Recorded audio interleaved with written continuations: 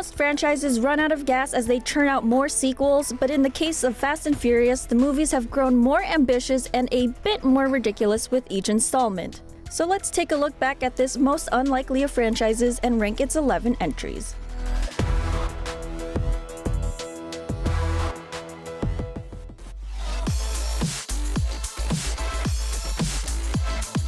Coming off the surprise success of 2001's The Fast and the Furious, a sequel was a no-brainer. Unfortunately, the decision to move forward without Vin Diesel on the marquee also demonstrated a serious lack of brains. Though Paul Walker returned and Tyrese Gibson did yeoman's work as Walker's new muscly sidekick, the edgy magic of the original cast was hard to recreate, even with Eva Mendes and the always appealing Ludacris added to the mix.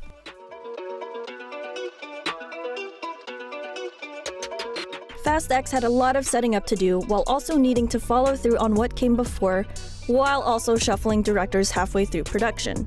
So it's easy to call Fast X messy, but somehow it still came out fun, mostly thanks to Jason Momoa, who bursts into the Fast franchise in a blaze of glory, quickly rising to the top of the best villains list. Thankfully, at least one, or maybe two, more movies will feature Momoa's Dante as the lead villain, as he attempts to make Dom and his family suffer. Unfortunately, Fast X itself suffers from perhaps the most egregious error a Fast movie can make. It truly has no iconic action set piece.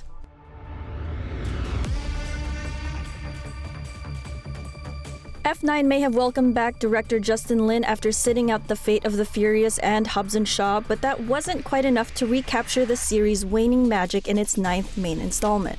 F9 puts Dom and his family on the defensive as they face a dual threat in the form of Charlize Theron's Cypher and John Cena as Dom's long-lost brother Jacob Toretto, a plot twist that strains the series' already convoluted family mythology. Cena is disappointingly flat as the vindictive younger Toretto, and even the copious flashback scenes do little to flesh out that sibling rivalry. On the plus side, this sequel is bigger and more bombastic than ever, including finally delivering on the promise of sending our muscle-bound heroes into space. It's also hard to complain about the return of Sung Kang's Han, even if that's another convoluted addition to the series' soap operatic storyline. Entertaining though as it is, F9 raises the question of whether The Fast and the Furious should have called it quits by now.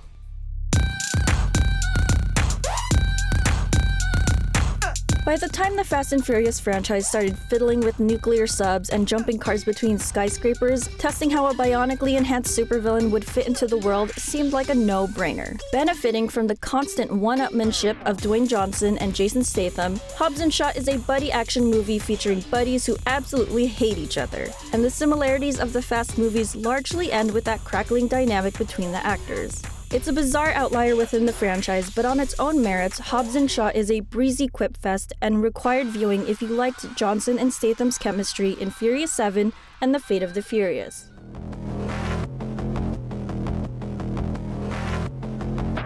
The fourth film's Streamline title can be seen as a symbol of its return to the series' roots. Once again, the plot centers on vehicle-based heists. Instead of skimping on the characters we came to love in the first film, this one features the triumphant return of Walker, Diesel, Michelle Rodriguez, at least for a little while, and Jordana Brewster. Bonus points for traveling backward in time, as this entry actually takes place before the events of the third film, Tokyo Drift.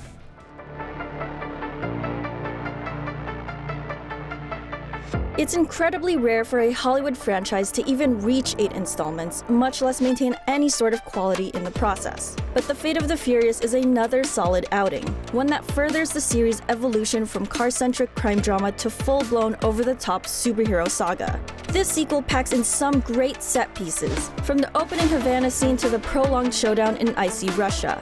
It also finds a fitting new villain in Charlize Theron's Cypher, who replaces Statham's now-reformed Deckard Shaw. Who else could make it literally rain remote-controlled cars? The Fate of the Furious definitely suffers a bit from the departure of series mainstay director Justin Lin, but it holds up far better than the subsequent sequels.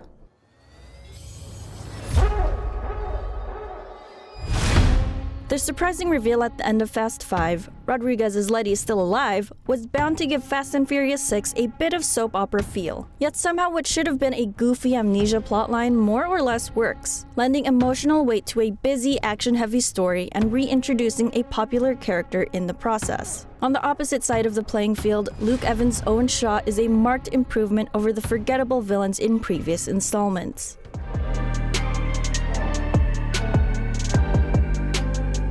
With over $1.5 billion in worldwide box office, Furious 7 is the franchise's biggest hit to date. It's also a blast to watch. The film boasts the biggest, most creative set pieces so far, adds new Fast and Furious cast members Kurt Russell, Jason Statham, and Natalie Emmanuel, and establishes the tense dynamic between Hobbs and Shaw that we see more of in their own spin-off. Furious 7 also delivers a thoughtful, satisfying send-off to the franchise's late star, Paul Walker, who passed away during filming.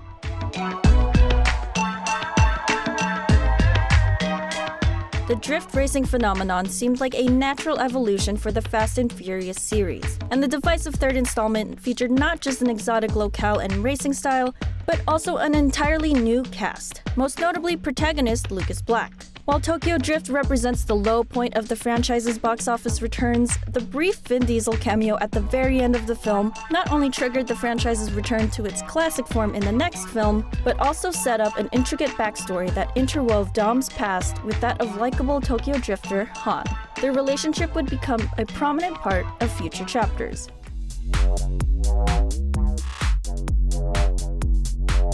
The one that started it all. At the time, critics derided it as a Point Break knockoff with race cars instead of surfboards. And you know what? They were right. The story of an undercover agent infiltrating and eventually empathizing with a gang of thrill-seeking thieves is undeniably similar to what Keanu Reeves did in Point Break 10 years earlier.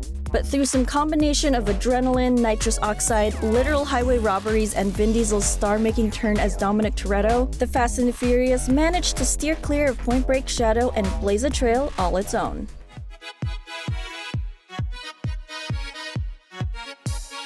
Fast 5 upped the ante from previous films and amped up the star power by including Dwayne Johnson as a tough-as-nails government agent, Luke Hobbs. Johnson is electric and steals every scene he's in, building up to the confrontation everyone is waiting for as Dom finally squares off against an adversary as unstoppable as he is. Of course, the two men battle to a standstill. In the end, Dom's admirable, if slightly criminal motivations are enough to convince Straight Arrow Hobbs to join forces with his former quarry to take down the real bad guys. But of course, what really makes this movie is the way it pushed the Fast series into new and exciting territory, positioning the characters as more than just a street racing family who pulled off heists, to a practically invulnerable family of superheroes who pulled off heists like the famed bank vault sequence that remains, quite possibly, the high point of the entire series.